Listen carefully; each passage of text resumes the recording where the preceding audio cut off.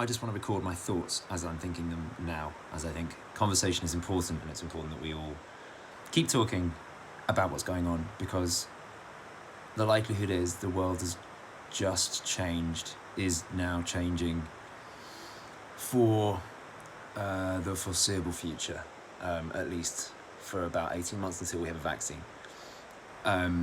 So let's make one thing clear.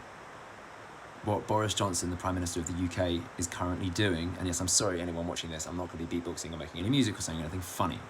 This is what I'm going to be saying. And you can switch off now if that's what you came here for, but I just wanted to record my thoughts and have a conversation with you guys about what's going on. Boris Johnson, the Prime Minister of the UK, has just sentenced 1 million people to death.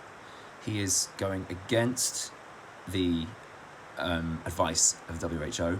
He's doing something which is unprecedented in terms of the governmental response of any of the countries in the world.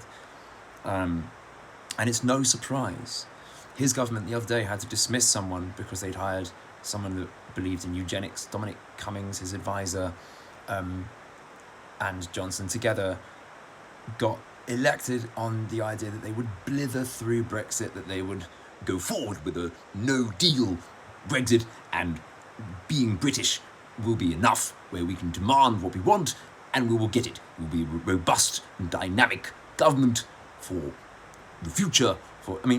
And none of that's true. So the bluster of Boris Johnson will obviously result in this kind of thing.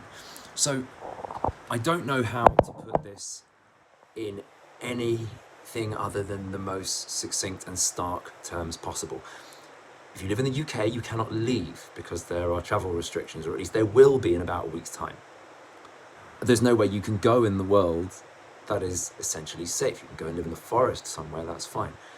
But everyone in the UK is essentially now part of this giant experiment where Boris Johnson has said that we're going to let the disease kind of propagate through the population. He's not going to implement any emergency powers which involve anything extra being built. So in Wuhan, they have rigorous screening everywhere you go. You can't move without having your temperature taken. You can't go anywhere public without having your health level scrutinized, and then you are put into a specially built facility where they put you through rigorous and rapid tests, and then if you test positive, you are isolated from even your family. Now that seems draconian, but it is the way that they've controlled this virus. Scientists model viral spread, but they don't advise on policy necessarily. Boris Johnson and his government are the ones who are deciding what action to take.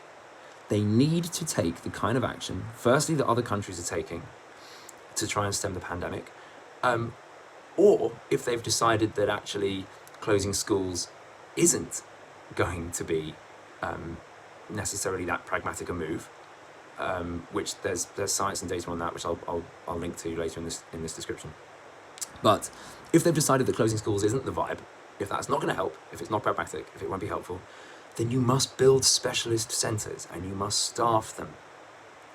Because if you have people going in and out of the same hospitals, the infection will spread. If you have people staying at homes and self-isolating, if they have the infection will spread. Society will fucking break down if we're doing what Boris Johnson is asking to do. If you have an existing health complaint, if you have anything else that is wrong with you and you go to the hospital, you may be turned away because the hospitals are overloaded with people on respirators trying to deal with coronavirus. What Johnson's suggesting is mass murder. That sounds crazy, it sounds alarmist, it sounds extreme, but these are very extreme times. I am advocating for, and I urge you to advocate for, if you live in the UK, the urgent building of emergency testing and treatment centres. If we don't have that, 1 million people will probably die.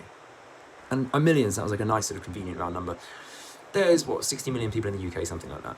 You know, we're talking about sort of between 2 and 3% death rate. And there are lots of naysayers in the UK, people who have their head buried in the sand, and they're like, oh, it's just the flu. It's not the flu. People are saying, oh, it kills the same amount of people as the flu. No, it doesn't. There are people saying, oh, well, it's the data is poor because actually way more people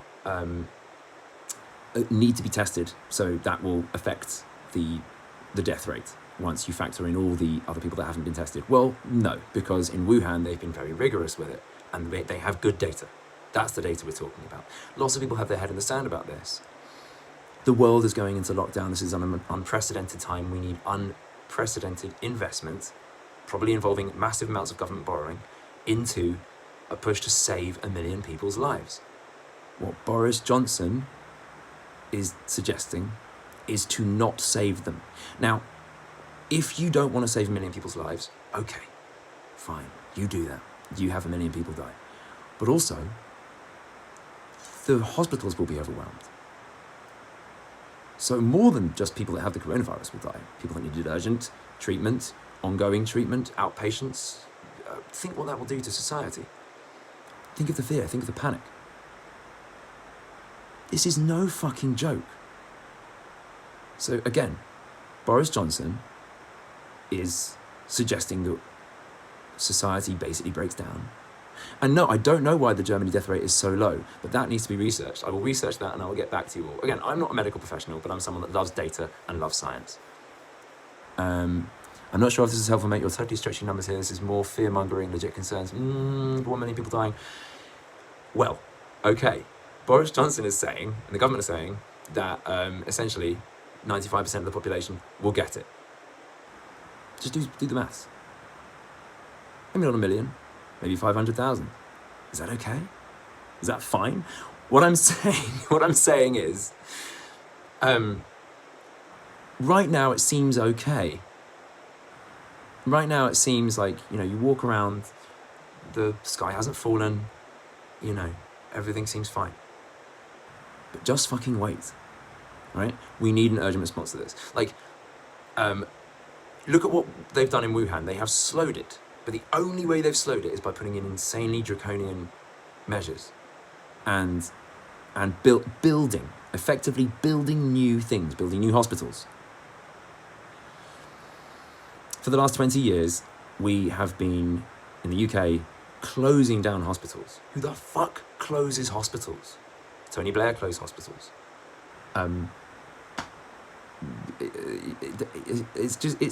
Since Blair, every single Prime Minister has presided over a regime which has been closing hospitals.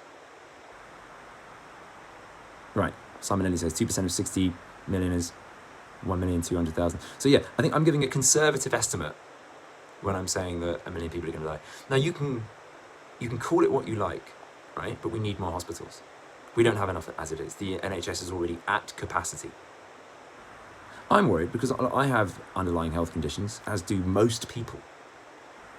I have like a stomach thing. Sometimes I get flare-ups and I require antibiotics, which I can usually get just fine. And when you get, when I get antibiotics, the flare-up goes down and I don't die. But if I can't get antibiotics for whatever reason, because the health care system is advising everyone to stay at home, you can't visit doctors, maybe doctors are doing emergency triage. If antibiotics have run out or the supplies have been cut, then I'll just die.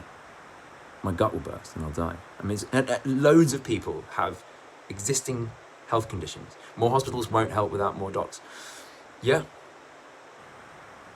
I don't have the answer for that, but we need to do something to alleviate this. I think everything we can do to alleviate this, to flatten the curve, to help society deal with it, is necessary. Now look, I'm going to stop this video because it's already been too much.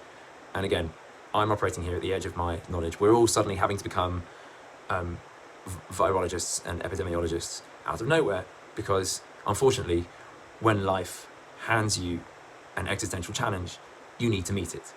So,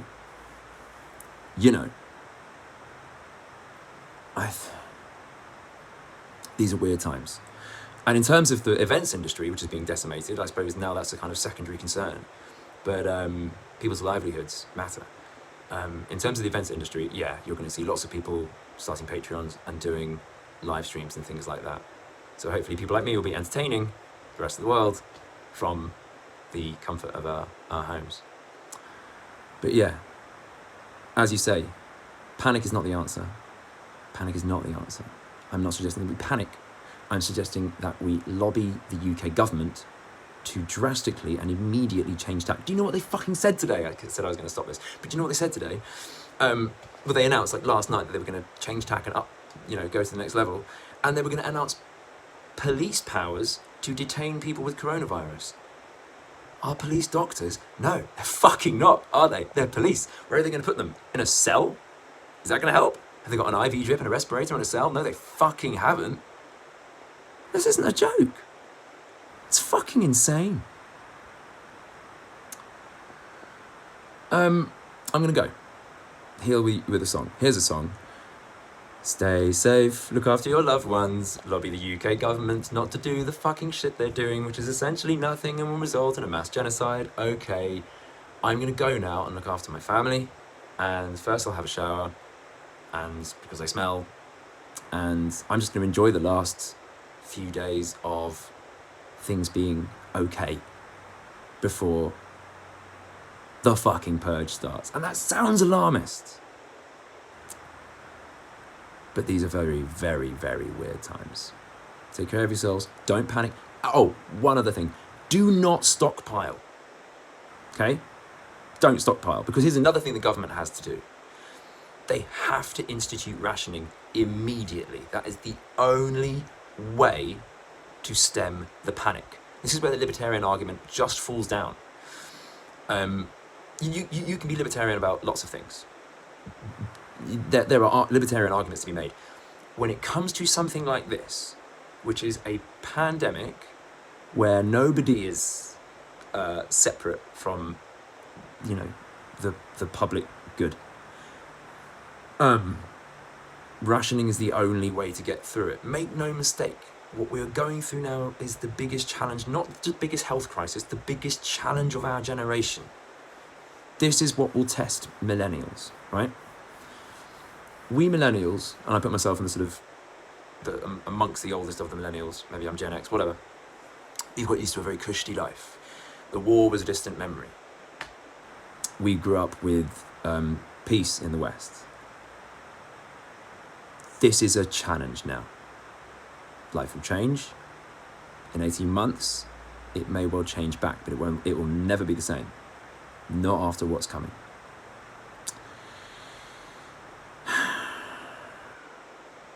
But don't panic. Take pragmatic steps. Don't ignore it. Don't overreact. And a Texas company claims they have a working vaccine. Well, fucking A. If that's true, then fucking brilliant. I will keep my fingers crossed. Yeah, I'll do more posts about this at some point. Kangaroo, I'm freaking out. Okay, freak out a little bit. Cry if you must. But then after you've processed it, think about pragmatic things you can do and think about what you want to happen, governmentally speaking, and lobby for that. Because now this partisan politics nonsense is no longer just a game. It's now everyone finding the most pragmatic solution. And yes, Pastafarian in Italy, well done for the mass singing that's going on. That's definitely uplifting. Anyway, look, I'm not going to do too many of these fucking serious fucking things. Nobody wants to see me talk serious shit, probably, I'm guessing. And yeah, China's huge population is showing lower infections. Yes, that's because they've enacted draconian measures. All right, I'm going to stop it now. Thank you all for joining me here. Stay safe. Don't panic. Don't panic buy. And if you come up with good pragmatic solutions, Korea already have a cure? Let's fucking hope so. So yeah, let's come up with good pragmatic solutions. Let's spread good information, reliable information. Don't spread fear, don't spread panic. And stay safe, stay cool, stay calm, look after you and yours, take necessary precautions, and I'll make some fucking hardcore drum and bass for you to get you through this shit. Okay. Thanks for joining me. Peace. I'm out.